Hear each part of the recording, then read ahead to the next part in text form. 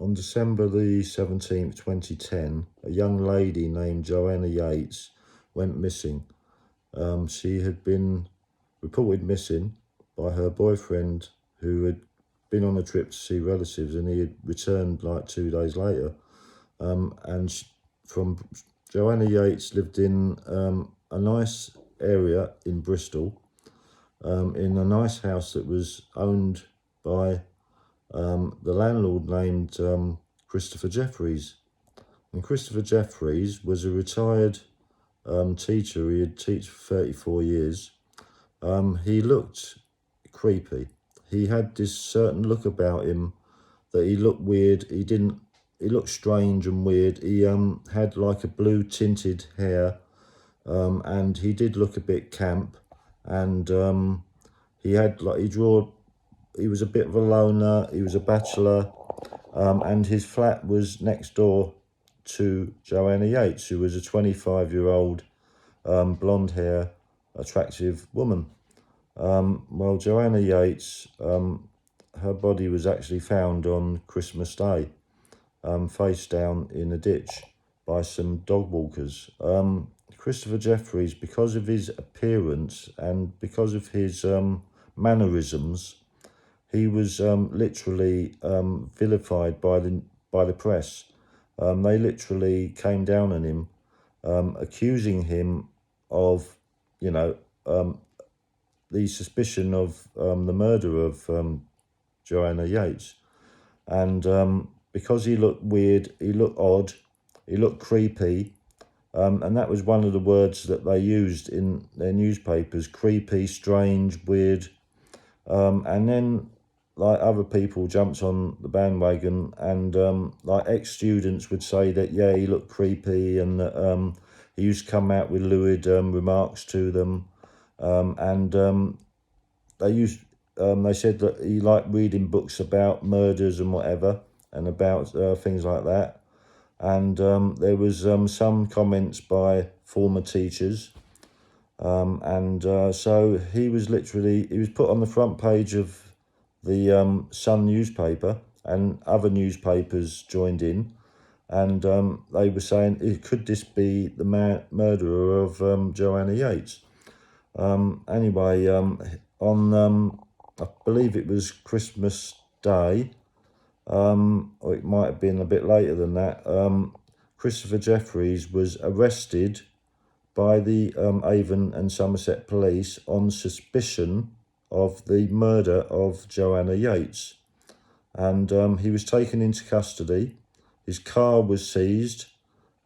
He was literally arrested, and he spent 3 days in police custody being questioned until he was bailed. But he was bailed, and he was still on suspicion of the murder of Joanna Yates. Well, 3 weeks after her body was found, a Dutchman named Vincent Tabak, he was actually arrested and charged with her murder.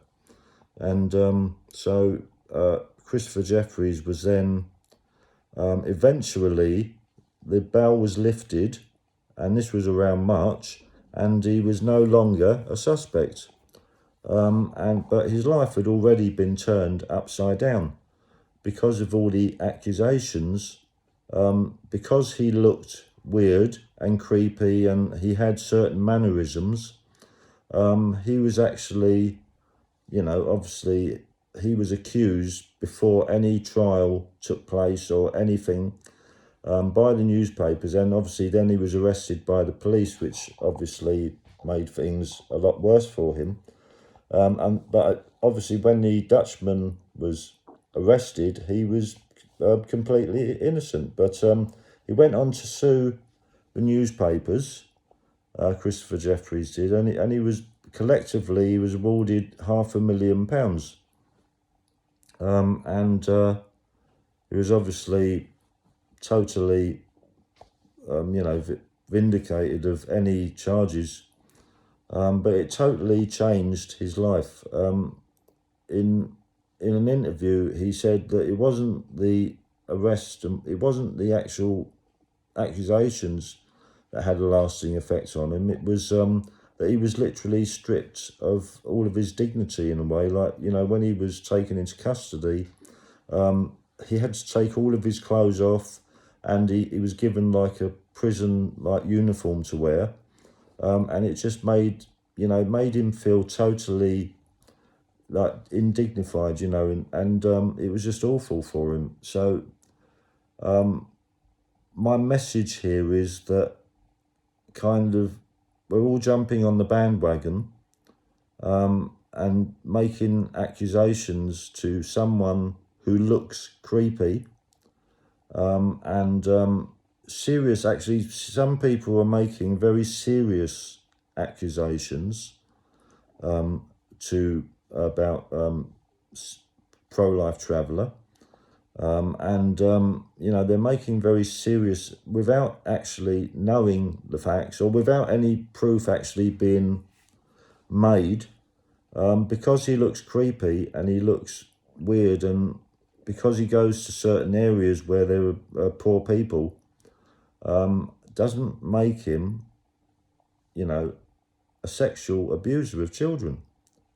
It just, because, you know, he looks creepy and weird, doesn't actually make him like that way.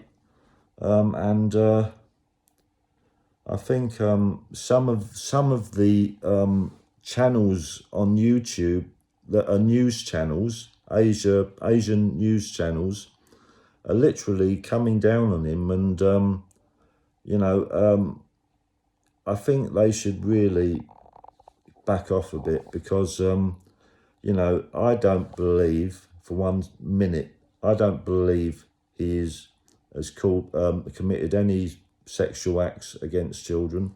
I do not believe that.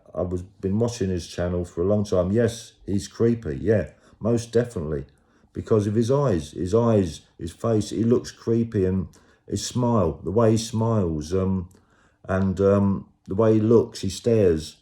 You know, he's got that creepy look about him. You know, but that doesn't make him a sex offender. You know, he has acted inappropriately with women. You know, in the West, we would say it's inappropriate. In other countries, they may not say it's inappropriate. But, you know, yeah, he's like touched women on the arm and on the shoulder, and and on the head, which he shouldn't do. You know, he shouldn't do that. But does that make him a criminal? You know, he has deceived single women that he's met on Tinder, and he's told them that he's single when he's not been single, and you know, he's taken them to mountainous waterfalls with a long walking distance so he could film them and put them on this channel. He's done that, and he shouldn't have done that. He did make remarks in the early days of his videos when he wasn't successful at that time. He was just starting off. He made kind of insulting remarks about Filipinos and about married women who are married, and why would a Western man want to go with a married woman, and he found it disgusting. That was his words, but you know, he didn't like, you know, other men may not feel that way, so that was his feelings on the subject. If he feels that way, that's up to him. He shouldn't have put it on his YouTube channel. No, I think he's just literally put too much information on his YouTube channel, and literally just totally incriminated himself, you know. You know, that's my thoughts on the subject. I use the case about Christopher Jeffries as an example, because, you know, sometimes if someone looks weird and creepy, you know, they can be literally, their character can be assassinated, and they could be made to look something that they are not. And I think everyone's just jumped on the bandwagon, and he's being made to look something that he is not. Yeah, he's acted inappropriately, and he has upset the Philippine councillors. He's upset people that he shouldn't upset, and he's made mistakes, and that's it. That's all I have to say about this.